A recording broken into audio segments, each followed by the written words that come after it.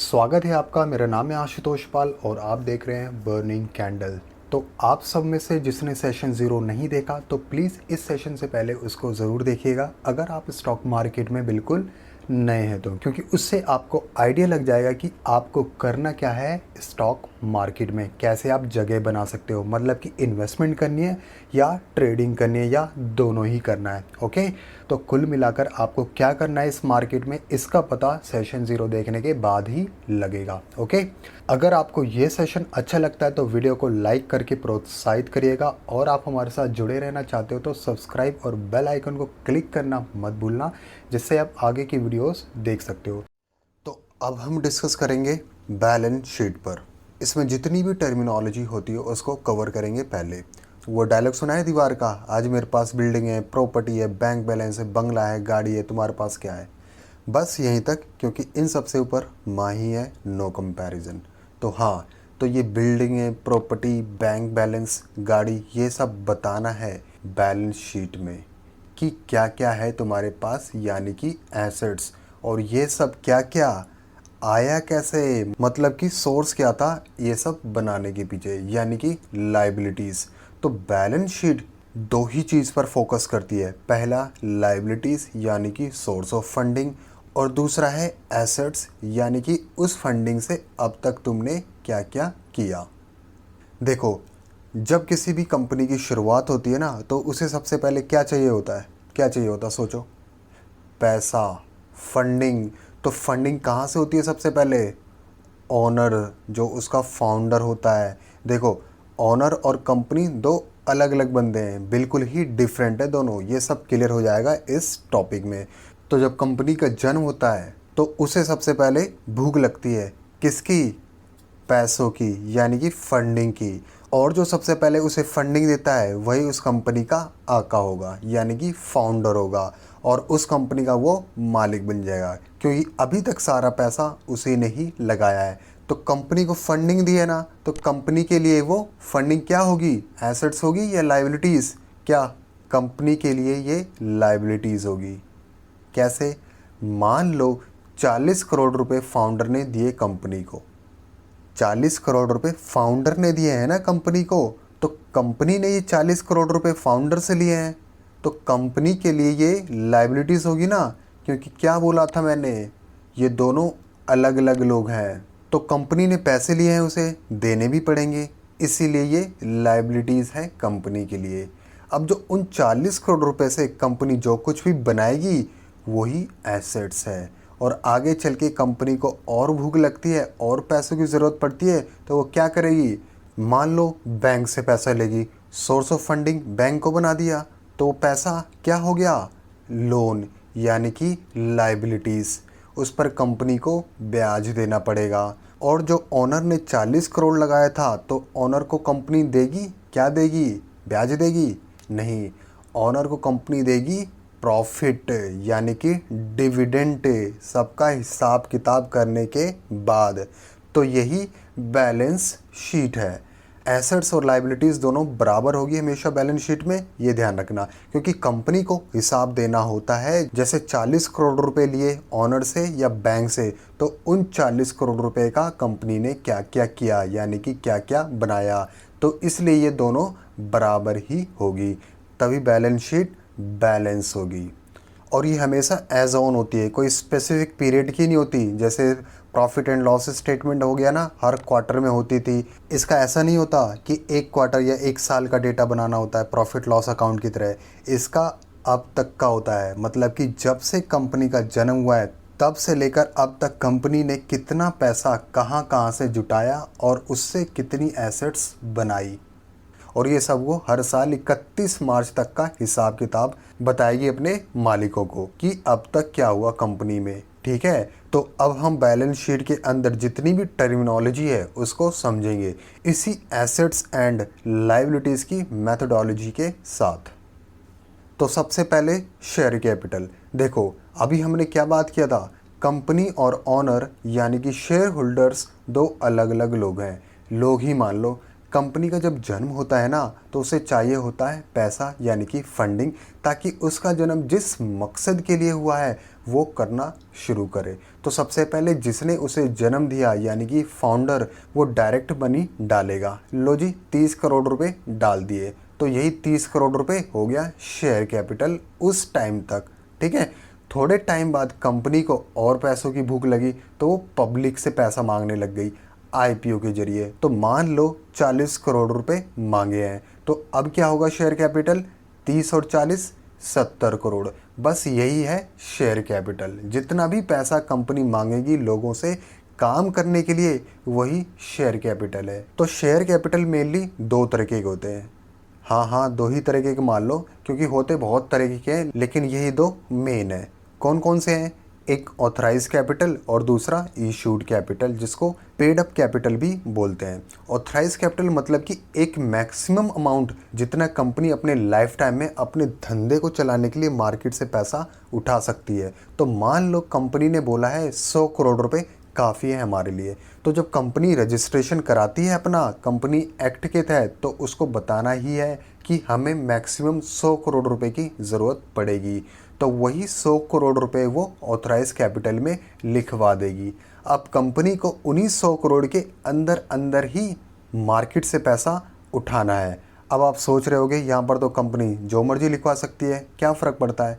देखो, ये सब एक प्रॉपर प्लानिंग से होता है। इसके पीछे काफ़ी रिसर्च होती है कि कितना पैसों की ज़रूरत हमें फ्यूचर में पड़ सकती है, ना कम और ना ही ज़्यादा। कम या ज़्यादा है ना, तो कंपनियों को काफ़ी स्ट्रगल करना पड़ सकता है। ज़्यादा डीप में नहीं जाना हमें, इसमें इतना इम्पोर्टेंट पॉइंट नहीं है, सिर्फ आपको समझना है बस मोटा मोटा समझ लो। कम पैसे जुटाए तो कंपनी धंधा अपना ठीक से चला नहीं पाएगी और बार बार पैसे मांगती फिरेगी और कर्जे के बोझ के तले दब जाएगी। और ज़्यादा जुटाया तो कंपनी प्रॉफिट शेयर करती रह जाएगी, और जिसने कंपनी खड़ी की है उसे क्या मिलेगा फिर? तो हर चीज़ का एक बैलेंस होता है, जैसे हमारी लाइफ में होता है बैलेंस। बिना बैलेंस के कंपनी ना चल पाएगी ज़्यादा समय तक। तो अब जितना भी पैसा कंपनी मार्केट से उठाएगी वही इश्यूड कैपिटल है। अभी कितना बताया था? 30 करोड़ रुपए ऑनर से, 40 करोड़ रुपए पब्लिक से, यानी कि 70 करोड़। तो 70 करोड़ हमारा इश्यूड कैपिटल हो गया, क्योंकि अभी इतना पैसा ही मार्केट से उठाया है इंक्लूडिंग ऑनर मनी। ठीक है, तो यही शेयर कैपिटल है।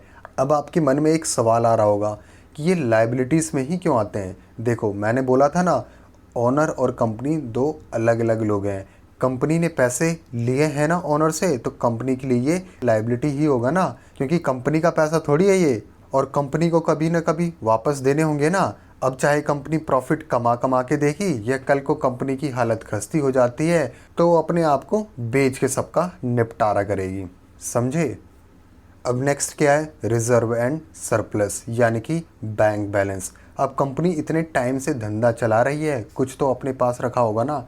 जैसे आप सब काम करते हैं तो कुछ तो सेविंग्स करी होगी बैंक में, ताकि कल को अचानक पैसों की ज़रूरत पड़ गई 100 एंड 100 रीज़न के लिए, तो आप तैयार रहें उससे निपटने के लिए। तो कंपनी भी कुछ पैसे अपने इसी अकाउंट में रखती है ऐसे ही, ताकि कल को कुछ इमरजेंसी पड़ी तो इसी में से निकाल के उससे निपट ले।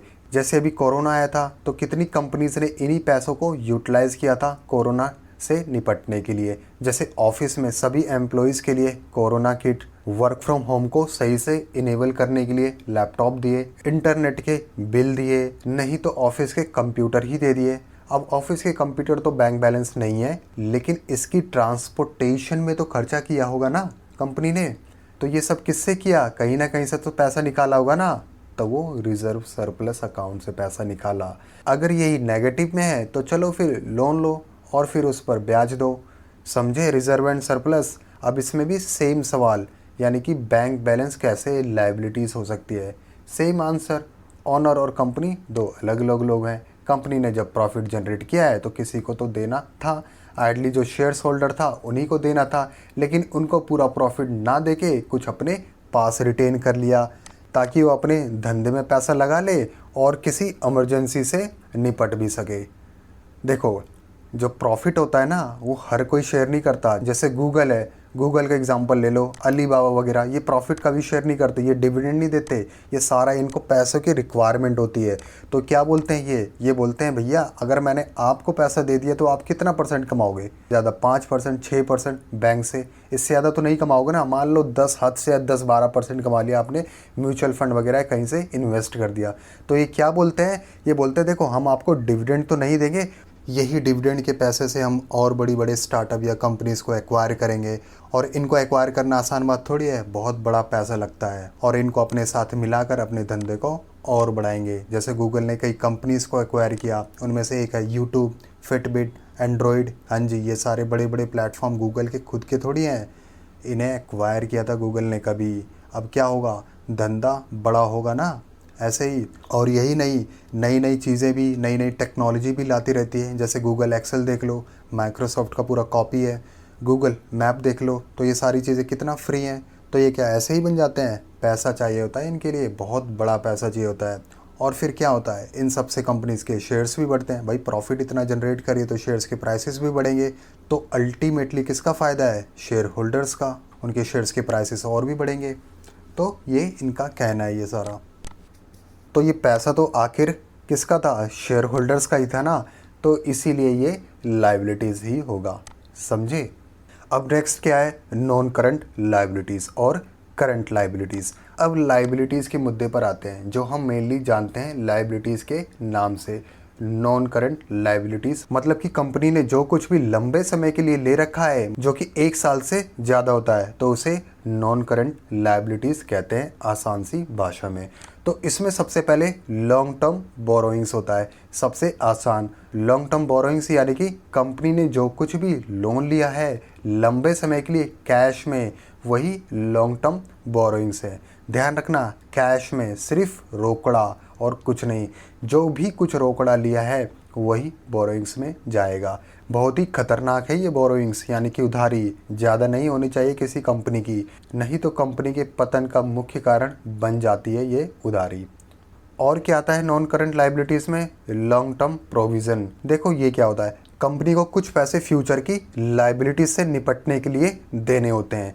क्या होता है वो? जैसे आप किसी कंपनी में काम करते हैं, 5 साल या 10 साल काम किया तो कंपनी आपको ग्रेजुइटी देती है, तो यही लॉन्ग टर्म प्रोविज़न होता है। तो आप इतने साल से काम कर रहे हो तो बहुत सारी लीव्स मिली होगी, तो कंपनी इन सब लीव को इन कैश कर देती है, यानी कि इसके बदले पैसे दे देती है।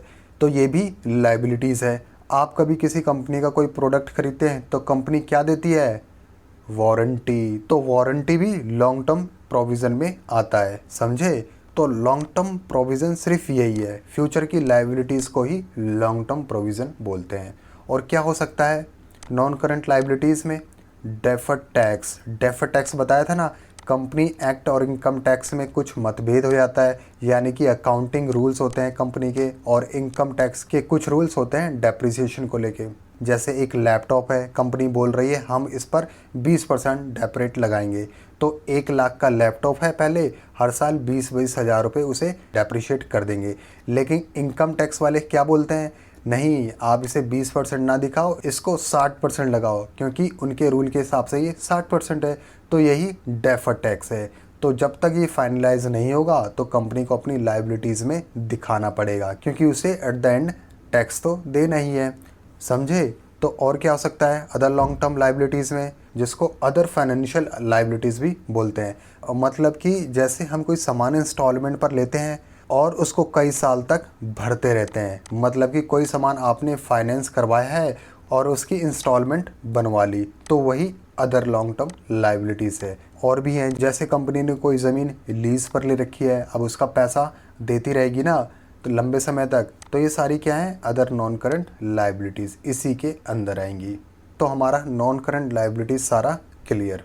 अब हम बात करेंगे करंट लायबिलिटीज़। तो जो हमने अभी नॉन करंट लायबिलिटीज़ कवर किया है, तो सेम वही करंट लायबिलिटीज़ होती है। अंतर क्या है इसमें? ये करंट लायबिलिटीज़ 1 साल के अंदर अंदर पे करनी होती है, मतलब कि जिससे जो कुछ भी लिया है वही देना पड़ता है 1 साल के अंदर अंदर। तो सबसे पहले क्या होता है हमारा? बोरोइंग्स। तो करंट लायबिलिटीज़ के अंदर शॉर्ट टर्म बोरोइंग्स होती हैं। जो भी कंपनी थोड़े समय के लिए कुछ कैश लेती है ब्याज पर, वही शॉर्ट टर्म बोरोइंग्स है। ध्यान रखना, इसको 1 साल के अंदर अंदर पे करना होता है, तभी शॉर्ट टर्म्स माना जाएगा।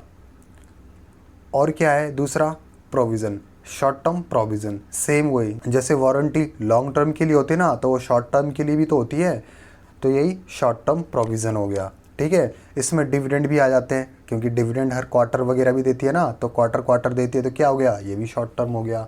और तीसरा क्या है, ट्रेड पेएबल्स। अब जो कंपनी कुछ माल वाल खरीद रही है तो उसके पैसे भी तो देने हैं ना। देखो कंपनी लोन पर माल नहीं ले रही, बस ये बोल रही है आप हमें ये माल दे दो और 1-2 महीने बाद अपना चेक ले आना, यानी कि 1-2 महीने बाद वो कंपनी उसे पैसा दे देती है। बहुत होता है कॉरपोरेट में, बस सिंपल, अब माल ले लिया तो उसको पैसा देना ही है 1-2 महीने में, वही ट्रेड पेएबल्स है।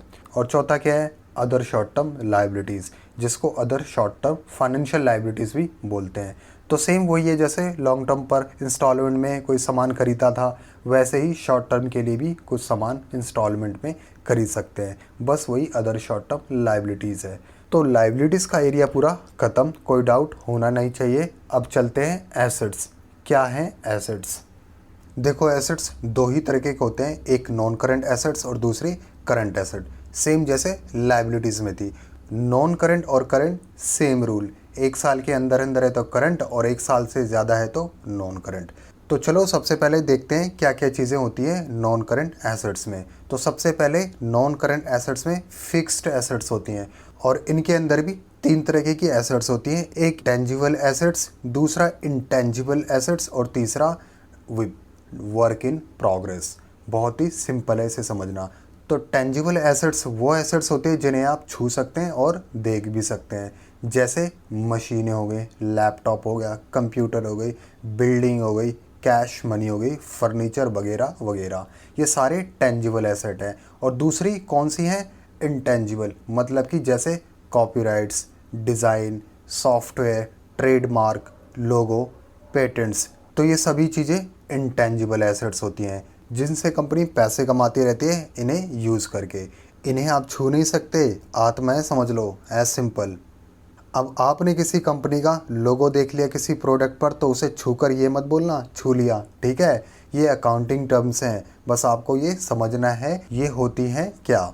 तो एसेट्स में टेंजिबल और इंटेंजिबल एसेट्स हो गई। अब कंपनी के पास जो कुछ भी है टेंजिबल में और जो कुछ भी उसकी वैल्यू है, वो जिस साल रिपोर्ट बना रही है तो वही टेंजिबल एसेट्स में डाल देगी, ठीक है। और सेम वैसे ही इंटेंजिबल एसेट्स वाली वैल्यू को इंटेंजिबल एसेट्स में डाल देगी और बताएगी ये देखो इतना माल है हमारे पास। समझ में आया? अब तीसरा क्या है हमारे पास, विप, वर्क इन प्रोग्रेस। देखो ये क्या होता है, कई चीज़ होती है कंपनी के पास जिनका काम चल रहा होता है। जैसे कंपनी कोई ब्रांच ओपन कर रही है तो उसकी पहले बिल्डिंग बनाएगी, तो मान लो 20 करोड़ रुपए का बजट है बिल्डिंग बनाने के लिए। अब शक्तिमान तो है नहीं कि 2-4 दिन में बना देगी, टाइम लगेगा, साल भी लग सकता है। तो मान लो कंपनी ने अभी तक उस बिल्डिंग में 10 करोड़ रुपए लगा दिए 20 करोड़ में से, क्योंकि 20 करोड़ उसका बजट था, तो कंपनी ने 10 करोड़ रुपए लगाए हैं अभी तक, और बिल्डिंग में अभी कुछ काम धाम चल नहीं रहा, मतलब कि धंधा शुरू नहीं हुआ। होगा भी कहाँ से, बिल्डिंग जब पूरी बनेगी तभी तो काम करोगे ना। तो पॉलिसी क्या बोलती है, देखो भाई ठीक है भाई अभी काम पूरा नहीं हुआ, जितना भी हुआ है एसेट्स तो बनाई है ना आपने, तो ऐसा करो इसको फिक्स्ड एसेट्स में दिखाओ, और जो आपके पास फिक्स्ड एसेट्स में एक कैटेगरी है विप, वर्क इन प्रोग्रेस, इसमें डाल दो जितना भी आपने लगाया है अभी तक, ठीक है। कल को जब बिल्डिंग पूरी बन जाएगी और काम दाम शुरू हो जाएगा तो भैया यहाँ से उठा के आप अपनी फिक्स्ड एसेट्स में डाल देना, किसमें, टेंजिबल एसेट्स में। तो अब क्या हुआ, कंपनी बोलेगी ठीक है भैया जैसी आपकी मर्जी। तो वो 10 करोड़ रुपए कंपनी ने अभी तक लगाए तो वही वर्क इन प्रोग्रेस में दिखाएगी, समझे, बस यही है वर्क इन प्रोग्रेस। तो ये तो हो गया बिल्डिंग जिसको छू सकते हैं, यानी कि ये टेंजिबल एसेट्स है। अब कई काम इंटेंजिबल एसेट्स में भी होते हैं ना, जैसे कोई सॉफ्टवेयर बना रहा है, वो भी कई साल लग जाते हैं, लेकिन कंपनी का उसको बनवाने में पैसा तो लग रहा होता है ना, जब तक कंप्लीट नहीं हो जाता। तो जितना पैसा जब तक लगा है वही वर्क इन प्रोग्रेस में दिखाएगी। बहुत सारे सॉफ्टवेयर्स हैं ऐसे जो कई साल लग जाते हैं उसे डिवेलप करने में। ये जो विंडोज़ 11 आ रहा है ना, तो ये क्या है, इसे माइक्रोसॉफ्ट ने रातों रात में बना दिया, कई साल से बन रहा होगा ये, हमें कोई आइडिया नहीं है इसके बारे में। तो अब समझ में आया कुछ नहीं, पूरा आना चाहिए, ठीक है। अब नेक्स्ट क्या है, नॉन करंट इन्वेस्टमेंट्स। देखो क्या होता है, जब कंपनी ने काफ़ी धन इकट्ठा कर लिया होता है, धन कैश वाला धन, पैसा, तो कंपनी क्या करती है, इन पैसों को वो कहीं इन्वेस्ट कर देगी। और वो इन्वेस्ट क्यों करती है, क्योंकि अभी उसे इन पैसों की ज़्यादा ज़रूरत है नहीं और अपने पास रख के कोई फ़ायदा नहीं है। इससे अच्छा कहीं पैसा लगा ही दे, कुछ तो पैसा आएगा ना, और जब ज़रूरत पड़ेगी तो निकाल भी लेंगे। तो वो इन्वेस्ट कर रही है इन पैसों को, चाहे शेयर मार्केट में करे, डिवेंचर्स में करे, बॉन्ड में करे या फिक्स डिपॉजिट में करे। तो लॉन्ग टर्म के लिए यानी कि 1 साल से ज़्यादा तक के लिए लगा रखा है, तो वो जितना भी पैसा लगाएगी वही सारा नॉन करंट इन्वेस्टमेंट्स है और नॉन करंट इन्वेस्टमेंट्स में दिखाएगी। बस यही है नॉन करंट इन्वेस्टमेंट। नेक्स्ट क्या है, डेफर टैक्स। हाँ जी, डेफर टैक्स। आप में से कुछ लोग अब ये सोच रहे होंगे कि ये तो लाइबिलिटीज़ में हमने दिखाया था, तो ये यहाँ कहाँ से आ गया। देखो, डेफर टैक्स से ये ज़रूरी थोड़ी है कि कंपनी ने ये अनुमान लगाया था कि उसे टैक्स देना पड़ेगा, उसे ज़्यादा टैक्स देना पड़ेगा। हो सकता है कम भी टैक्स देना पड़े। तो अगर कम टैक्स देना पड़ा तो कंपनी के लिए वो गेन ही तो हुआ, तो वो जो गेन बन गया एसेट्स है, एज सिंपल।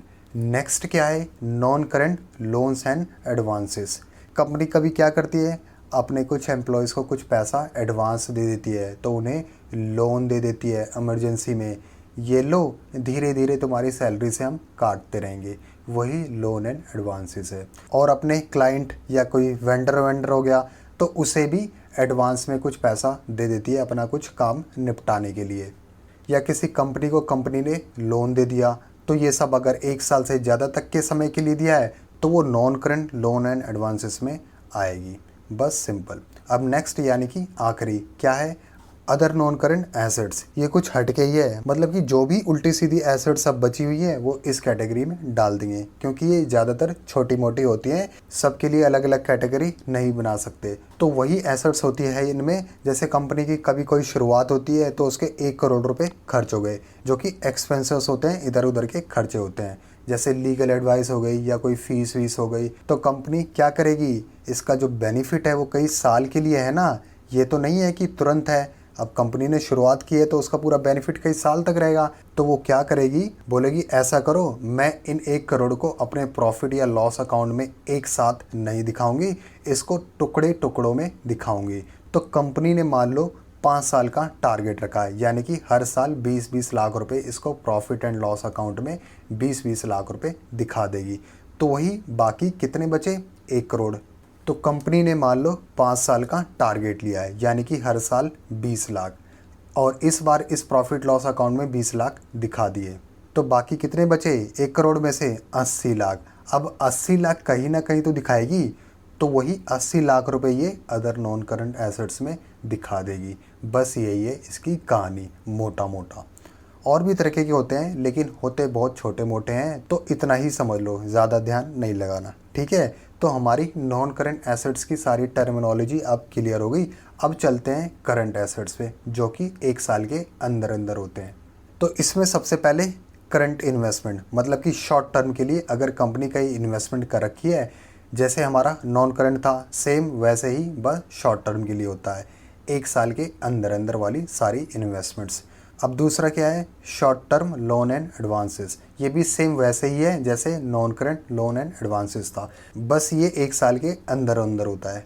तीसरा क्या है, कैश एंड कैश इक्विवेलेंट, यानी कि कंपनी के पास कुछ कैश पड़ा हुआ है, या हो सकता है कंपनी के पास बाहर की कोई करेंसी हो कैश में, तो ये सारी कैश एंड कैश इक्विवेलेंट में आती हैं। चौथा क्या है, ट्रेड रिसीवेबल्स। करंट लाइबिलिटीज़ में हमने कुछ पढ़ा था ना, ट्रेड पेबल्स, यानी कि कंपनी कुछ उधार पर माल लेती है बिना ब्याज के थोड़े समय के लिए। जैसे उधार पर माल लेती है कंपनी, वैसे अपना भी माल उधार पर देती है कुछ समय के लिए बिना ब्याज के। धंधा चलाना है ना, क्योंकि धंधे में कैश भी होता है और उधारी भी होती है।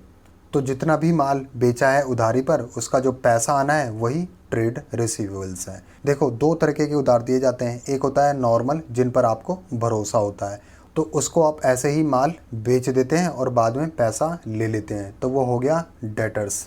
और दूसरा होता है बिल रिसीवेबल्स, जिन पर आपको भरोसा नहीं होता, यानी कि कोई नया मार्केट में आया है, तो उनसे क्या होता है, आप एक अग्रीमेंट बनवा लोगे कि भैया इस टाइम पर पैसा आपको देना है। तो जो भी कंपनी ने अपना माल बेचा होगा इन दोनों तरीक़ों से, उसी की टोटल वैल्यू को ही ट्रेड रिसीवेबल्स बोलते हैं। समझे, ये इतना ही है बस। अब नेक्स्ट क्या है, इन्वेंटरी।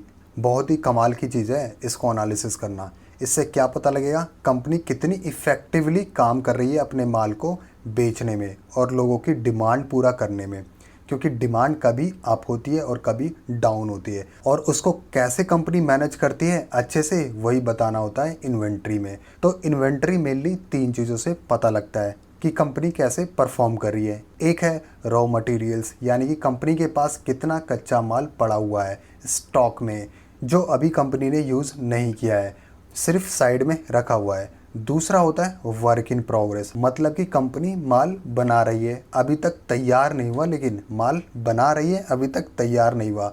तो जब तक माल तैयार नहीं होता तब तक कंपनी इसको इसी कैटेगरी में दिखाएगी, वर्क इन प्रोग्रेस है, यानी कि काम चल रहा है, इतने वैल्यू का माल। और तीसरा होता है स्टॉक इन ट्रेड, यानी फिनिश्ड गुड्स, मतलब कि इसमें कंपनी का माल बन गया है और बिकने के लिए तैयार है, तो उसे गोडाउन में रखा हुआ है, बस जब ऑर्डर आएगा तो उसे बेच दिया जाएगा। बस यही है इन्वेंट्री में। इन सब का टोटल करके जो भी वैल्यू निकल के आएगी वही करंट एसेट्स है। और ध्यान रखना, इन्वेंट्री सिर्फ उसी की होती है जिसका कंपनी धंधा करती है, यानी कि जो माल कंपनी मैन्युफैक्चर करती है। तो क्या समझ में आया इससे, इन्वेंट्री हर साल बढ़नी चाहिए ना कंपनी की, सही है ना। तो अगर ऐसा सोचते हो ना, धंधा कभी नहीं चला पाओगे, धंधे में नुकसान होगा। इन्वेंट्री क्या है, जो माल आपका बचा हुआ है, तो माल अगर हर साल ज़्यादा बचेगा और या बढ़ता ही रहेगा तो कंपनी का नुकसान होगा ना, कि माल पड़ा हुआ है, इतनी डिमांड नहीं है और सड़ जाएगा या ख़राब हो जाएगा। इसलिए इन्वेंट्री हमेशा हर साल बैलेंस होनी चाहिए, या तो बराबर है या तो कम होनी चाहिए, तभी बढ़िया है कंपनी के लिए। समझे। इसको रेशोज़ एनालिसिस में पकड़ेंगे, कैसे चेक करते हैं कि किसी कंपनी की इन्वेंट्री अच्छी मैनेज हो रही है या ऐसे ही हवा में। ठीक है। अब नेक्स्ट क्या है, अदर करंट एसेट्स। अब जो इन सब कैटेगरी में नहीं आया वही सब अदर करंट एसेट्स में डाल देंगे, मतलब कि छोटे मोटे जो एसेट्स होती हैं कंपनी के थोड़े टाइम के लिए, मतलब कि 1 साल से कम समय तक के लिए, तो वही इस कैटेगरी में आएगी। जैसे कंपनी को कुछ काम करवाना होता है तो उसके लिए कुछ एडवांसेस वेंडर को दे देती है ताकि काम उसका पूरा हो जाए समय से। हम जैसे रियल लाइफ में भी देते हैं ना, अपना काम करवाने के लिए किसी को एडवांस में देते हैं, देख भैया ये पैसे ले ले लेकिन मेरा काम होना चाहिए। तो ऐसी कंपनी भी करती है, श्योरिटी देती है 100%, थोड़ा पैसे दे देगी कुछ समय के लिए, उसका काम बन जाएगा बस। और इसमें गवर्नमेंट अथॉरिटीज़ होती हैं कई, वो तो वैसे ही फेमस है, उनको तो वैसे ही पैसा पहले दिया जाता है बहुतों में। और ये भी होता है कुछ गवर्नमेंट अथॉरिटीज़ के पास पैसा पड़ा होता है तो वो भी आना होता है, तो जितना पैसा आना होगा वो भी एसेट्स है, और इन सब को वो अदर करंट एसेट्स में डाल देंगे एक साथ। बस इतना ही है। अब हमारी सारी टर्मिनोलॉजी क्लियर होगी बैलेंस शीट की। हाँ, लेकिन अभी इसमें एक टर्मिनोलॉजी बाकी है जो कि बैलेंस शीट से पता लगता है पूरी बैलेंस शीट स्टडी करने के बाद, वो है वर्किंग कैपिटल। जी हाँ, वर्किंग कैपिटल। देखो क्या होता है, आपको धंधा करना है, उसके लिए आपने पैसों का भी जुगाड़ कर लिया जहाँ कहीं से, और उन पैसों से बिल्डिंग बना ली, कंपनी भी सेटअप कर ली, और कंपनी में लोग हायर भी कर लिए, बड़ी मशीनें भी खरीद ली। ठीक है। और काम भी शुरू हो गया कंपनी में अच्छे से, और आपका माल भी बिक रहा है धड़ल्ले से। और चलो ये भी मान लो सभी एक्सपेंसेस भी आप अच्छी तरीके से मैनेज कर रहे हो, लोगों की सैलरी भी टाइम से दे रहे हो, सब कुछ ठीक ठाक, राजू बन गया जेंटलमैन। यहाँ तक सब ठीक है, और क्या चाहिए कंपनी को, मैं भी तो यही बोल रहा हूँ, ठीक है, बढ़िया है। अब देखो कहानी में थोड़ा ट्विस्ट कैसे आएगा। तो भैया कंपनी को अब 10 करोड़ का ऑर्डर मिल गया है, मुबारक हो। अब कंपनी को 10 करोड़ की माल की डिलीवरी देनी है। अब 10 करोड़ का माल बनाने के लिए कम से कम 5-6 करोड़ तो उसे खर्चा करना पड़ेगा ना। अब कॉरपोरेट में किसी की इतनी अच्छी तो किस्मत होती ही नहीं है कि 10 करोड़ का ऑर्डर मिला है और उसके साथ साथ 10 करोड़ का चेक भी मिल गया। भैया वहाँ पर होता है पहले माल दो फिर पैसे लो। ठीक है। तो अब क्या होगा, रॉ मटेरियल्स खरीदना है और सारे एक्सपेंसेस भी मैनेज करने हैं जब तक ऑर्डर तैयार नहीं हो जाता। तो कंपनी क्या करेगी, कंपनी को तो मार्केट में बना रहना है ना, बदनामी थोड़ी करवानी है कि देखो इतनी बड़ी कंपनी खोली और इतना बड़ा ऑर्डर आया और उसको पूरा करने के लिए पैसे नहीं है कंपनी के पास। तो कंपनी हर हालत में पैसों का जुगाड़ करेगी कहीं से भी, और पैसों का कहीं से जुगाड़ नहीं हुआ तो वो बैंक के पास जाएगी, लोन लेगी शॉर्ट टर्म के लिए। तो अब लोन ले लिया और 2-3 महीने तक लग के काम करेगी, जो भी डेडलाइन है उसको डिलीवरी देने की, और सारे एक्सपेंसेस भी मैनेज करेगी तब तक। और 3 महीने बाद वो जाती है डिलीवरी दिन। अब देखो माल सारा तैयार हो गया, अब वो 3 महीने हो गए लग के काम कर रहे थे, 3 महीने बाद जाती है डिलीवरी देने। लो भैया आपका माल तैयार हो गया। अब देखो कॉर्पोरेट में क्या होता है, जिसने माल खरीदना है वो क्या बोलेगा, ठीक है भैया माल दे दो, अपना चेक 2 महीने बाद आना और ले जाना। गई भैंस पानी में। 3 महीने लग के काम किया और डिलीवरी देने की बारी आई, फिर 2 महीने और लटका दिया। कुछ समझ में नहीं आया। हाँ जी, कॉर्पोरेट में ऐसा ही होता है। इसका मतलब ये नहीं है कि उसने 2 महीने टरका दिया तो कंपनी उस पर केस कर देगी या फाइट वाइट करेगी, वो वेट करेगी। उसे करना पड़ेगा, मार्केट में बना रहना है तो, ठीक है। तो अब क्या होगा, कंपनी और 2 महीने तक कंपनी के जो डेली और मंथली एक्सपेंसेस हैं उसको मैनेज करेगी। तो इससे क्या पता लगता है कंपनी की प्रॉब्लम की शुरुआत कहाँ से हुई, पैसों से, कि कंपनी के पास इतने पैसे ही नहीं पड़े थे साइड में कि कोई बड़ा ऑर्डर आया तो उसको पूरा कर सके अपने खुद के फंड से। और इसकी वजह से उसे बाहर से लोन भी लेना पड़ रहा है, 12% के करीब तो इसे ब्याज देना पड़ेगा। फिर उसके बाद बचेगा क्या, तो यही है वर्किंग कैपिटल, कि कंपनी के पास कितना पैसा पड़ा हुआ है अपने डेली खर्चे को मैनेज करने के लिए, और कल अगर अचानक से कोई इमरजेंसी आई तो उससे निपट सके। तो इसको कैलकुलेट करने के लिए सबसे सिंपल तरीका है, करंट एसेट्स हैं जो हमारी, उसमें से करंट लाइबिलिटीज़ को माइनस कर दो, जो भी वैल्यू निकल के आएगी वही हमारा वर्किंग कैपिटल है। As simple.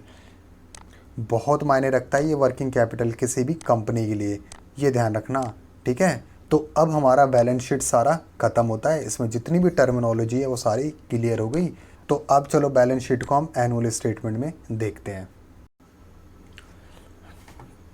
तो ये मैंने स्क्रीनर ओपन किया हुआ है, ठीक है। तो एनुअल स्टेटमेंट देखेंगे यहाँ पर स्क्रीनर से, और ये यहाँ पर एज़ यूजुअल जो हमने जैसे पहले देखा था। अगर आप डाउनलोड करना है आप बीएससी की साइट से भी कर सकते हो, एनएससी की साइट से भी कर सकते हो, और कहाँ से कर सकते हो, मारिको की साइट से भी। फाइनेंशियल ईयर तो 2020 की और 21 की भी अवेलेबल होगी। इन्होंने फ़िलहाल अभी 21 की अपडेट नहीं किया हुआ है, तो हम 2020 की ही देखना, क्योंकि हमें बैलेंस शीट समझनी है, ठीक है, कि कैसे देखते हैं एनुअल स्टेटमेंट।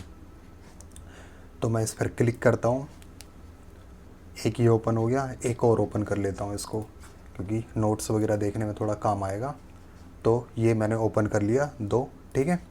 तो सबसे पहले स्टार्टिंग का ये सब चीज़ें तो हमने देखा हुआ है, तो ये तो देखेंगे नहीं दोबारा। इनकम स्टेटमेंट भी देखा हुआ है, इनकम स्टेटमेंट में तो हम सर्च मारते हैं balance sheet. So there we go.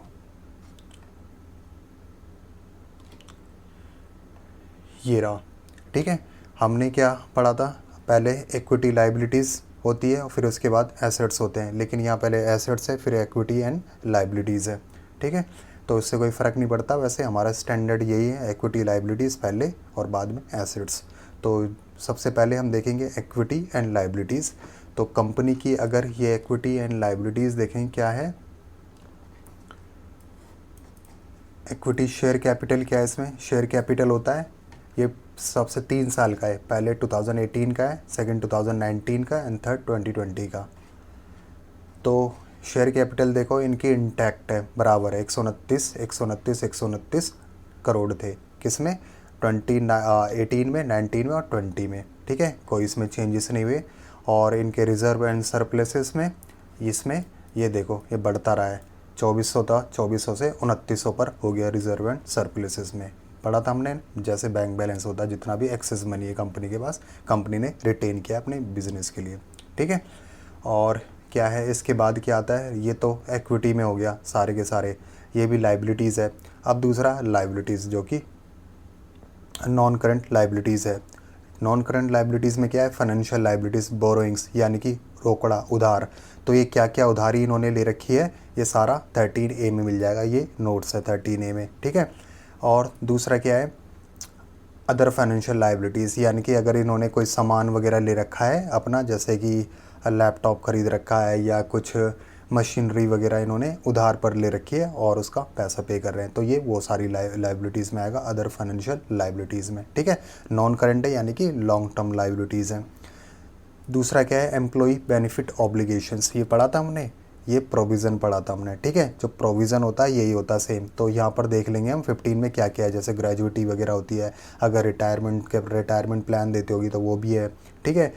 Leaves वगैरह का ये सारा इसमें होगा 5 नोट्स में, तो अभी हम देख लेंगे।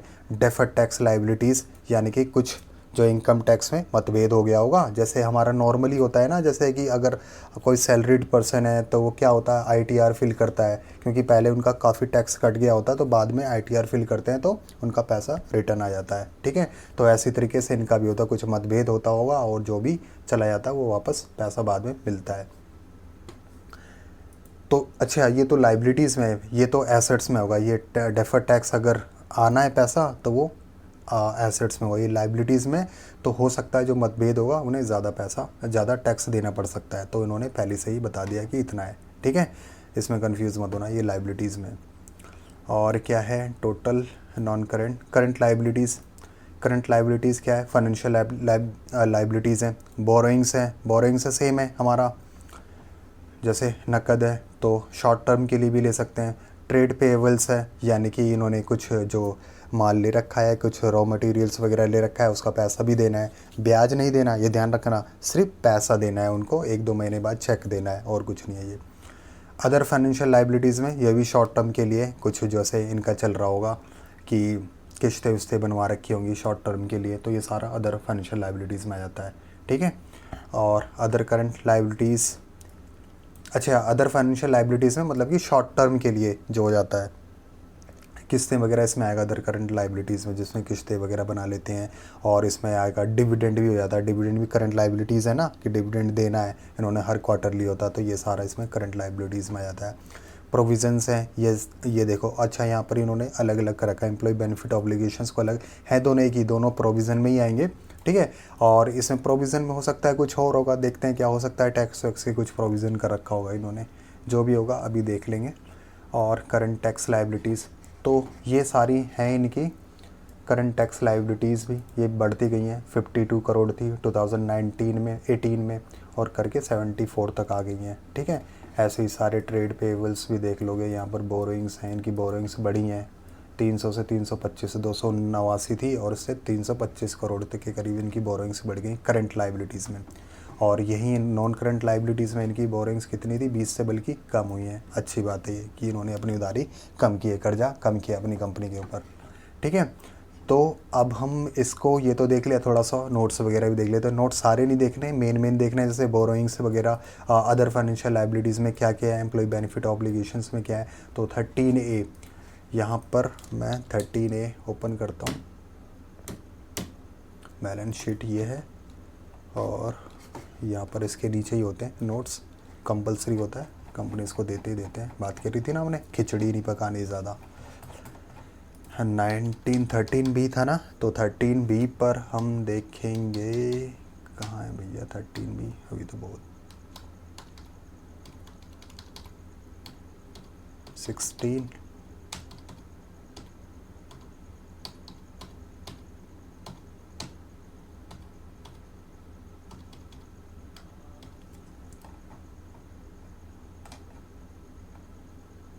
ये रहा 13B। अदर फाइनेंशियल लाइबिलिटीज़ क्या क्या है, लीज़ लाइबिलिटी है, लीज़ पे कोई बिल्डिंग ले रखी होगी, कोई ज़मीन वगैरह, तो उसकी भी लाइबिलिटीज़ है, ठीक है। नॉन करंट यानी कि लॉन्ग टर्म में तक पैसा देना पड़ रहा हो। करंट में क्या क्या लाइबिलिटीज़ है देख लो, करंट में क्या क्या है, करंट मैच्योरिटीज़ है, लॉन्ग टर्म डेट हो गई, ठीक है। और इंटरेस्ट अक्रूड है, क्रेडिटर सैलरीज़ वगैरह देनी है, ये सारी चीज़ें लीज़ लाइबिलिटीज़ भी हो गई, करंट जो शॉर्ट टाइम के लिए होगा, तो ये सारी की सारी इनकी अदर फाइनेंशियल लाइबिलिटीज़ में होती हैं, ठीक है। ट्रेड पेबल्स में ये छोटे मोटे लोगों को, ये जो एंटरप्राइजेस वगैरह हैं, स्मॉल एंड माइक्रो, तो उनको देना होगा, तो इतना है इनका 978 करोड़ है, 944 2019 में था, अब 978 करोड़ देने हैं। तो ये भी शॉर्ट में ही होते हैं, क्योंकि 1-2 महीने के अंदर ही देते हैं, ब्याज नहीं देना पड़ता इन्हें, ठीक है, तो इसलिए। और क्या है इसमें, प्रोविज़न्स है, प्रोविज़न्स में क्या देखा था, प्रोविज़न्स में ये देखो डिस्प्यूटेड है कुछ इनडायरेक्ट टैक्सेस का रखा है, तो इन्होंने ये प्रोविज़न, अगर यही प्रोविज़न में वारंटी वगैरह भी आ जाता है, लेकिन वारंटी अब ये तो ऑयल वगैरह की कंपनी है, FMCG है, इसमें थोड़ी बिस्किट पे ये या तेल पर ये वारंटी देंगे, तो वो जैसे ऑटो सेक्टर हो गए उनकी कंपनीज़ में वो देते हैं वारंटी वगैरह, तो उसमें मिलेगा आपको प्रोविज़न में काफ़ी वारंटी का, ठीक है। और दूसरा एम्प्लॉय बेनिफिट ऑब्लिगेशंस, तो इसमें करंट और नॉन करंट था ना, सबसे पहला क्या है हमारा नॉन करंट ही होगा, नॉन करंट है, ठीक है। ग्रेजुइटी कितना है इसने, ग्रेजुइटी के लिए रख रखा है, लीव इन कैशमेंट का रखा है, ये सारी चीज़ें हैं, शेयर इन अप्रिसिएशन राइट्स वगैरह ये तो कुछ नहीं है, ठीक है। तो ये सारी चीज़ों के लिए इन्होंने प्रोविज़न कर रखा है, ये भी बता रखा है। और वहीं करंट में भी सेम रहेगा, लॉन्ग टर्म में भी तो कुछ करंट में भी होगा ना, तो हो सकता है कि कोई जो इनका एम्प्लॉय अभी रिटायर हो रहा हो, कोई छोड़ रहा हो, तो 1-2 महीने में देना होगा, तो या 1 साल के अंदर अंदर देना होगा। इंसेंटिव बोनसेस वगैरह भी देती है कंपनी ने, ठीक है। तो ये सारे आ जाएंगे इसमें, किसमें, एम्प्लॉय बेनिफिट ऑब्लिगेशन, ये प्रोविज़न का ही पार्ट है ये भी, ठीक है। और तो और क्या था हमारा इसमें, और यहाँ तक क्लियर है। लाइबिलिटीज़ ट्रेड पेएबल्स हो गई, other financial provision, current tax liabilities, current tax liabilities भी होती है। अच्छा ये करंट टैक्स लाइबिलिटीज़ क्या है, ये देखो ये सारी है, इसमें क्या हो सकता है, जैसे हमारी सबकी लाइबिलिटीज़ होती है ना कि होम पर टैक्स लगता है, तो ऐसे भी इनकी कोई लैंड वगैरह पे टैक्स वैक्स देना हो, और जो जितना भी ऑल ओवर टैक्सेस होगा इस साल की, वो सारा का सारा इन्होंने दिखा रखा है, ठीक है। मोटा मोटा समझ लो, ऐसे बहुत डीप है ये, तो यही होता है ये। अब इसके बाद क्या है, एसेट्स पढ़ेंगे। एसेट्स में क्या है, non current assets. Non current assets क्या क्या था, फिक्स्ड एसेट्स थी, ये प्रॉपर्टी प्लांट इक्विपमेंट्स, ये इनकी फिक्स एसेट्स वगैरह हो गई, ठीक है। कैपिटल वर्क इन प्रोग्रेस, कुछ इनका बन रहा है, ये देखो ये फिक्स्ड था इनका, अगर फिक्स्ड का देखेंगे तो 534 से 654 करोड़ हो गया। कैपिटल वर्क इन प्रोग्रेस इनका 27 से 58, यानी कि अभी चल ही रहा है, यानी कि एक्सटेंड कर रहा है, कुछ ना कुछ बना ही रहे हैं, इनकी बिल्डिंगें ही बन रही हैं अभी तक, ठीक है। और यानी कि इन्वेस्टमेंट कर रहे हैं काफ़ी है। और इन्वेस्टमेंट प्रॉपर्टीज़, गुडविल, ये इंटेंजिबल एसेट्स वगैरह, ये सारी इनकी फ़िक्स्ड एसेट्स हैं, तो ये भी अच्छी खासी हैं सारी इनकी। गुडविल देख लो इनकी कितनी है, 486 से 538 करोड़ तक की है, ठीक है। और क्या हो गया, इन्वेस्टमेंट हो गया, इन्वेस्टमेंट कर रखी होगी इन्होंने, देख लेंगे यहाँ पर किस किस चीज़ों में इन्होंने इस इन्वेस्टमेंट कर रखी है। लोन वगैरह दे रखा है किसी को, ये सारा एसेट्स में है, यानी कि लोन वगैरह दे रखा है तो उस पर आना है, ब्याज आना है, ठीक है। और अदर फाइनेंशियल एसेट्स हो गई इनकी, ये भी देख लेंगे क्या क्या है इनका, ये बड़ा है, ये ज़्यादा वैसे है नहीं अदर फाइनेंशियल एसेट्स वगैरह।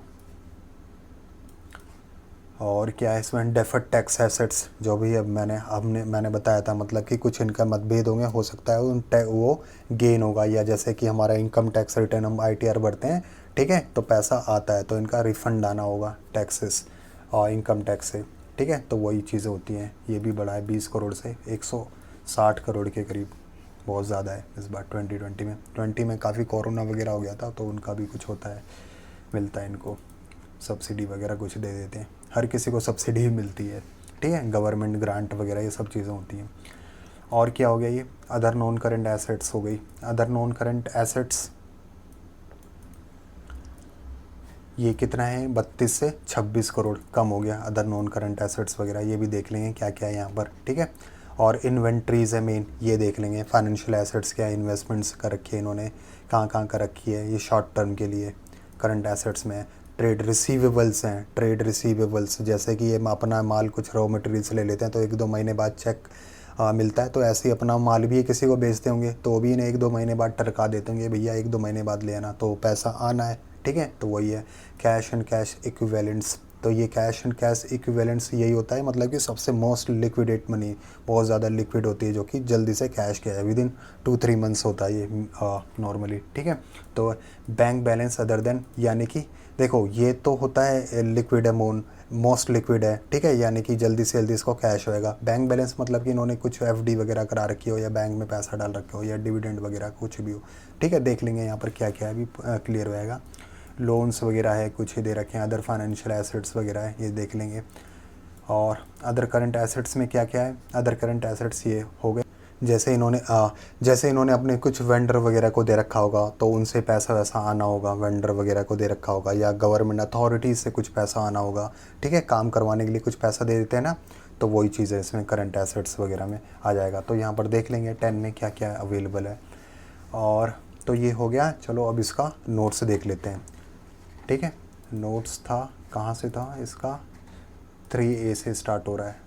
ये तो देखना नहीं है, main capital, work in progress वगैरह ये सब कुछ नहीं है। मेन फाइनेंशियल एसेट्स देख लेंगे क्या है, इन्वेस्टमेंट क्या क्या है इनका, लोन वगैरह क्या है, 6A 6B, ठीक है। तो ये ऊपर होगा 6A 6B।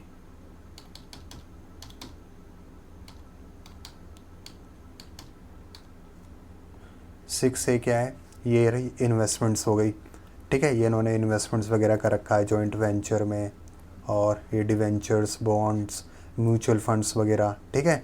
तो ये सारी चीज़ें इन्होंने इन्वेस्टमेंट है इनकी म्यूचुअल फंड में 257 करोड़ है। Commercial paper, uncoated certificate deposits, inter corporate deposits वगैरह, ठीक है। तो ये सारी चीज़ें इनकी इन्वेस्टमेंट वगैरह हैं ये सारी। और ये क्या है इसमें, और क्या था, लोन्स वगैरह ये सारा इनका। अदर फाइनेंशियल एसेट्स 6F में ट्रेड रिसीवेबल्स हैं, ये सारे ट्रेड रिसीवेबल्स हैं जो उनको आने हैं पैसे सारे के सारे, ठीक है। ये सारा इनका ब्रेकअप दे रखा है। और 6A ये लोन्स वगैरह ले रखा है, लोन्स एम्प्लॉई को दे रखा है, एसेट्स होगा, ठीक है। तो अनसिक्योर्ड है ये loan, considered good, provision doubtful. और क्या है यहाँ पर, cash and cash equivalent, bank balances, current account में क्या होता है, तुरंत पैसा वगैरह मिल जाता है, इसमें से कोई लिमिट वगैरह नहीं होती, और इसमें ना ही इनको कुछ इंटरेस्ट वगैरह, ब्याज वगैरह कुछ नहीं मिलता। मोस्ट लिक्विड फॉर्म है ये, ठीक है। डिपॉजिट्स वगैरह, कुछ इनकी डिपॉजिट्स जो इन्होंने करा रखी है उसकी लेस देन 3 महीने के अंदर अंदर मैच्योर होने वाली होंगी, तो ये भी सारा उन्होंने दिख रहा है। कुछ कैश में है, कैश में कुछ है भी, ज़ीरो है, कुछ नहीं है, ठीक है। तो इसी तरीके से 48 करोड़ था पहले 2019 में, ये बढ़ के 93 हो गया, ठीक है, कैश एंड कैश। और ये बैंक बैलेंस है, ये बैंक बैलेंस है अदर देन कैश, ये इससे ज़्यादा, क्योंकि ये 3 महीने से ज़्यादा होगा, ये 3 महीने से कम का है ना, तो 3 महीने फिक्स डिपॉजिट होगी जो 3 महीने से ज़्यादा मैच्योर होने में लगेगी। और बैंक बैलेंस, ये अनक्लेम डिविडेंड, अच्छा अनक्लेम डिविडेंड यानी कि इनका कुछ, जैसे कि कोई सब्सिडरी है, कंपनी है, तो वहाँ से डिविडेंड आना है ना, या कुछ स्टॉक में इन्होंने इन्वेस्टमेंट कर रखा है, तो उसका डिविडेंड कहाँ आता है, डायरेक्ट बैंक में आता है, ठीक है। डिविडेंड हमेशा डायरेक्ट बैंक अकाउंट में आएगा, और वहाँ से आप क्या कर सकते हो, और वहाँ से आप कुछ भी यूज़ कर सकते हो। तो इन्होंने अभी क्लेम नहीं किया, इनके बैंक बैलेंस में ही पड़ा हुआ है ये, ठीक है, बैंक में ही पड़ा हुआ है सारे डिविडेंड का पैसा। तो ये हो गया। और other non current financial assets, fix deposits वगैरह, यही हो गई फाइनेंशियल एसेट्स में, ठीक है। अदर करेंट फाइनेंशियल एसेट्स में, और ये डेरिवेटिव्स में है, स्टॉक एक्सचेंज का है, और डेफर्ड टैक्स नेट, ये इनका डेफर्ड टैक्स का है, ठीक है, जो भी है। और क्या है इनका, और कुछ नहीं है। अदर नॉन करेंट एसेट्स हो गई, ये अदर नॉन करेंट एसेट्स हैं। कैपिटल एडवांसेस हो गए, एडवांसेस टू वेंडर्स हो गई, ठीक है। ये वेंडर को कुछ एडवांसेस वगैरह दे रखे हैं, ये सारी चीज़ें दिखा रखा है इन्होंने। इन्वेंट्रीज़ में क्या क्या पढ़ा था हमने, रॉ मटेरियल्स है, ठीक है। 300-400 करोड़ था पहले रॉ मटेरियल्स, इस बार बढ़ के भाई 504 करोड़ का हो गया, ठीक है, इन स्टॉक में। मतलब कि पहले 400 करोड़ था, ये तो बढ़ ही रहा है, यानी कि इनका माल नहीं बिका होगा, तभी तो रॉ मटेरियल्स इतना पड़ा हुआ है 504 करोड़ का, 400 से 500 करोड़ हो गया। लेकिन ऐसे नहीं पता लगेगा, वो भी देखा जाएगा, इसका क्या नाम है, रेशो देखते हैं, रेशो से पता लगेगा, ऐसे नहीं कर सकते। इन ट्रांजिट में भी है, यानी कि रास्ते में कुछ माल इनका, तो वो आना है। और ये पैकिंग मटेरियल्स है, इन सामान को जो पैक वैक करने का है, ये उसका रॉ मटेरियल्स है। और वर्क इन प्रोग्रेस कुछ इनका बन रहा है, 300-400 से 341 पे बढ़ गया है, ठीक है, work in progress. Finished goods हो गए, कुछ इनका जो बन गया है, तो बन गया है, माल तैयार है, तो ये 534 से 354 तक गया है, नीचे तक आया, यानी कि अच्छा है, इनका माल काफ़ी बिका है, ठीक है, तभी इनका स्टॉक कम हो गया इस बार। और क्या है, स्टॉक इन ट्रेड, ये मतलब कि रेडी है, ये वाला है कि बन गया है माल और ये रेडी है, गोडाउन में पड़ा हुआ है, ये सिर्फ बिकने के लिए रेडी पड़ा हुआ है, ठीक है। 35 से 42 करोड़ का हो गया। ये बाई प्रोडक्ट कैसे बताऊँ, जैसे कि बाई प्रोडक्ट वो होता है, जैसे शुगर कंपनी है, शुगर कंपनी के वहाँ क्या होता है, उनका काम है चीनी बनाना, ठीक है। अब चीनी के साथ वो कितनी बार उसे रिफ़ाइन करते हैं, तो उसके साथ साथ क्या होता है, गन्ना है, गन्ने से क्या बनता है, गुड़, ठीक है। तो वो जो सिरप टाइप का बनता है ना, हमारे यहाँ बोलते हैं उसे चिटका बोलते हैं, ठीक है। और मोलेसिस ऐसे कुछ अंग्रेजी में बोलते हैं, मोलेसिस ही है शायद, मेरे को ध्यान नहीं है, मोरासिस या मोलेसिस ऐसे ही बोलते हैं अंग्रेजी में। तो वो समझ लो क्या नाम वो इनका बाई प्रोडक्ट हो गया, इसकी ज़्यादा क्वांटिटी नहीं होती, वो कम ही होती है क्वांटिटी, ठीक है। तो उसी को ही क्या नाम है बोलते हैं कि बाई प्रोडक्ट, वही उसका बाई प्रोडक्ट हो गया। मेन बिजनेस इनका, मेन प्रोडक्ट इनका चीनी ही है, लेकिन कुछ और साइड में बन रहा है, वही बाई प्रोडक्ट हो गया। जैसे अगर मीट इंडस्ट्री में देख लो, मीट इंडस्ट्री में क्या होता है, मांस वास बेचना होता है ना उनका, खाने वाने का, चिकन वगैरह ये सब बेचते हैं। मेरे को इसके बारे में ज़्यादा आइडिया है नहीं, लेकिन जो उनका बोन होता है, जैसे स्किन बोन होता है, बोन से फर्टिलाइज़र भी बनते हैं, ठीक है, और दवाइयाँ भी बनती हैं, मेडिसिन भी बनती हैं कईयों की हड्डियों से, और जैसे स्किन हो गया उससे जूते वगैरह ही बनते हैं, ठीक है, और वो ग्रीस वगैरह ही बनता है, ठीक है, इनके जो एनिमल का फैट होता है। तो ये सारी चीज़ें क्या है, उनका मेन काम क्या है, चिकन वगैरह वही बनाना, मीट इंडस्ट्री जो मीट वगैरह बेचते हैं, मेन सेल वही है, लेकिन साइड बाय साइड ये भी हो रहा है, तो उससे भी इनकम जो आती है उसे बाई प्रोडक्ट बोलते हैं, ठीक है। तो इनका ऐसा 8 करोड़ था, उससे 4 करोड़ हो गया 2020 में। यहाँ तक क्लियर। स्टोर्स एंड स्पेयर्स वगैरह ये छोटे मोटे सामान होते हैं, सपोर्ट करते हैं मैन्युफैक्चरिंग के लिए, जैसे पेचकस वेचकस हो गया, तो ये सब चीज़ें ज़्यादा मैटर नहीं रखती, ठीक है। तो ये क्लियर है। अदर करंट एसेट्स में ये है, other current assets, advances to vendor वगैरह, ये सारे एसेट्स। तो इक्विटी एंड शेयर कैपिटल ये क्लियर हो गया हमारा, ठीक है। तो ऐसे ही हम सारा देखते हैं किसी की बैलेंस शीट को। ये तो मैंने आपको सिर्फ समझाने के लिए बोला है, वैसे ज़्यादा इस पर ना ही जाओ तो बढ़िया है। आप जैसे कि स्क्रीनर है वहाँ से देख सकते हो, या मनी कंट्रोल है, वो भी अच्छी साइट है, वहाँ से भी देख सकते हो, या BSE NSE की साइट पर भी देख सकते हो। BSE NSE की भी नहीं अवेलेबल होगा, ठीक है। तो एनुअल स्टेटमेंट ही अवेलेबल होगा, वहीं से देख सकते हो उसमें, और नहीं तो वैसे तो साइट से देख लो, ऑलमोस्ट सारे करेक्ट ही होते हैं, ऐसा कुछ नहीं है कि वहाँ अलग होगा वहाँ अलग होगा, ऐसा नहीं होगा भी तो आगे पीछे होगा, उससे कोई मैटर नहीं रखता, ठीक है। इसमें आपका टाइम कंज्यूम होगा काफ़ी, और वहाँ से आपका टाइम बचेगा, ठीक है। तो ये सारी टर्मिनोलॉजी है। अब एक बार और देख लेते हैं क्या देखना है। बैलेंस शीट कंपनी की स्क्रीन पर ये पूरे 10 साल का डेटा है। इनका शेयर कैपिटल देखो, 2010 में 61 करोड़ था, 61 करोड़ से करके डबल हो गया 129, यानी कि भूख लगती रही, बढ़ती रही, इन्होंने काफ़ी पैसा इकट्ठा किया, 129 करोड़ रुपये, और 129 करोड़ पिछले 7 साल से यहीं पर ही 6 साल से इंटैक्ट है, ठीक है, बड़ा नहीं है, यानी कि अच्छा खासा है, ठीक है। रिजर्व्स इनका देख लो, 600 करोड़ था 2010 में, तो अब कितना हो गया, 3000 करोड़ का काफ़ी बढ़ा दिया इन्होंने, ठीक है। बोरोइंग्स यानी कि उधारी 446 करोड़ से 348 पे ला दी है, काफ़ी अच्छा है ना, ये अच्छा साइन है। अदर लाइबिलिटीज़ कितना हो गया, अदर लाइबिलिटीज़ देख लो, 426 करोड़ था, 426 करोड़ से 2000 तक बढ़ा दी है, ठीक है, अदर लाइबिलिटीज़ भी, ठीक है। ये सारे ऐसे नहीं पता लगेगा, ये रेशो से कंपैरिजन करेंगे जब हम, रेशोज़ में जब पता लगेगा क्या सही है क्या गलत है, ठीक है, ऐसे नहीं पता लगेगा अभी। टोटल लाइबिलिटीज़ ही हो गई इसकी 1526 थी, 1526 से 5500 के करीब पहुंच गई है 10 साल के अंदर, ज़्यादा नहीं है, कम ही है। फिक्स्ड एसेट्स देखो इन्होंने कितनी बनाई, 372 से 1600, 5 गुना के करीब, ठीक है। लाइबिलिटीज़ भी इनकी 3-4 गुना है, लेकिन फिक्स्ड एसेट्स इनकी काफ़ी बढ़ गई, 1600 करोड़ की इन्होंने खड़ी कर दी, ठीक है। वर्क इन प्रोग्रेस 113 से 24 करोड़ पे आ गए। इन्होंने ये टाइम पे इन्वेस्टमेंट वगैरह कर होंगे, अभी इन्होंने कम कर रखी है, ठीक है। ये डिपेंड करता है कि उस टाइम इन्होंने 2010 में बढ़ा रहे होंगे अपना बिजनेस वगैरह, ब्रांचेस वगैरह काफ़ी ओपन कर रहे होंगे। 113 करोड़ रुपए उस टाइम के हिसाब से बहुत है, 2010 के हिसाब से, उसी हिसाब से आज 24 करोड़ है, ठीक है। तो आप धीरे धीरे करेंगे। इन्वेस्टमेंट्स वगैरह हो गई, ये इनकी इन्वेस्टमेंट है, 83 करोड़ की इन्वेस्टमेंट कर रखी थी 2010 में, अब इन्होंने 854 पे ऐसे कर करके सारी बढ़ा दी, 854 की इनकी इन्वेस्टमेंट्स है, यानी कि पैसा काफ़ी अच्छा है कंपनी के पास, जब इनकी इन्वेस्टमेंट भी बढ़ रही है। अदर एसेट्स में ये सारा 900 से 3000 के करीब इन्होंने अदर एसेट्स में हो दिया, ठीक है। तो ये सारा ऐसे ही बैलेंस शीट में ऐसे ही देखते हैं। तो वैसे तो ये सिर्फ देखना ही देखना, अभी आपने सिर्फ टर्मिनोलॉजी ही समझी है, कोई नहीं, बाद में इसको कैसे क्या किस से रिलेट करते हैं वो भी करेंगे, जैसे डिकोड। और अब नेक्स्ट हम करेंगे कैश फ्लोज़, ठीक है। कैश फ्लोज़ वही है, अभी ज़्यादा नहीं है, इसमें थोड़ा सा टाइम लगेगा, मेन बहुत काम की चीज़ है कैश फ्लो। तो ये तो हमारा क्लियर हो गया, सारी हमने टर्मिनोलॉजी भी क्लियर कर ली बैलेंस शीट की, और सारा कुछ ये भी देख लिया हमने, एनुअल स्टेटमेंट भी देख लिया कंपनी की कैसे देखते हैं।